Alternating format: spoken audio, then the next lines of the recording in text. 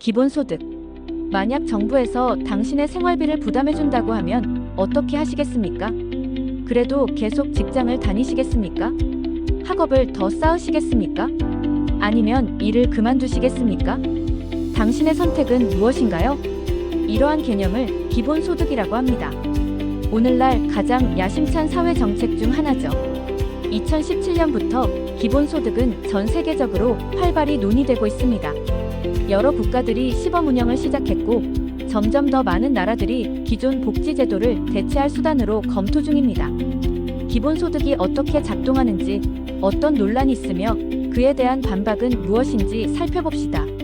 우선 기본소득이 정확히 무엇인지에 대한 합의는 없습니다. 일부는 복잡한 복지제도를 폐지하고 기본소득으로 통합하길 바라며 다른 쪽은 기존 복지제도에 추가로 지급되는 방식이길 원합니다.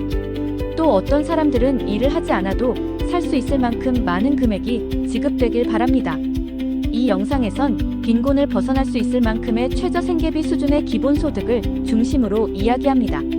예컨대 미국 기준으로 한 달에 약 $1,000 25년 7월 기준 한화 139만 2,900원, 연간 1만 $2,000 25년 7월 기준 한화 1,671만 4,800원 정도입니다. 이 돈은 세금이 부과되지 않으며 수령자는 원하는 대로 자유롭게 사용할 수 있습니다.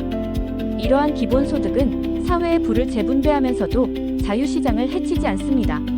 그런데 사람들이 이 돈을 유흥비로 써버리고 일을 안 하게 되진 않을까요? 2013년 세계은행은 빈곤층이 현금을 받았을 때 술이나 담배에 낭비하는지를 조사했습니다. 결과는 예상과 달랐습니다. 그들은 그러지 않았고 오히려 부유한 사람이 술과 마약 소비가 더 많다는 결과도 나왔습니다. 즉, 게으르고 무책임한 가난한 사람이라는 이미지는 편견에 가깝습니다. 그렇다면 정말 사람들이 일을 그만둘까요? 1970년대 캐나다의 시범 프로그램에선 수령자의 1%만이 일을 그만두었고 그 대부분은 아이를 돌보기 위한 선택이었습니다. 대다수는 약 10% 정도 근로시간을 줄였으며 남은 시간은 학업을 계속하거나 더 나은 직업을 탐색하는 데 사용되었습니다. 그렇다면 왜 기존 복지국가들은 빈곤을 줄이지 못했을까요? 기존 복지제도는 복잡한 조건이 많고 교육 참여, 구직 활동 강제, 적성과 무관한 직업 알선 등이 수반됩니다. 이는 종종 비효율적이며 실업률 수치를 조작하는 착시 효과만을 낳습니다. 또 다른 문제는 소득이 조금만 늘어나도 복지 수급이 끊기기 때문에 사람들이 더 벌기 위해 노력해도 오히려 전체 수입은 줄어들 수 있다는 점입니다. 기존 제도는 사람들을 빈곤 상태에 고착화시킵니다. 기본소득은 이러한 단절이 없습니다. 추가 수입이 생겨도 줄어들지 않고 늘어난 노동의 대가가 항상 개인의 경제를 향상시킵니다. 기본소득은 천장이 아니라 지반이 되어줍니다. 하지만 정말로 이것이 경제적으로 가능한가요? 물가 상승, 즉 인플레이션은 일어나지 않을까요?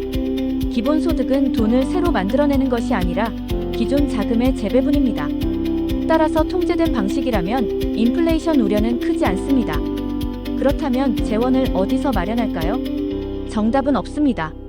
국가의 부, 물가, 정치적 여건, 기존 제도에 따라 나라마다 접근법이 다릅니다.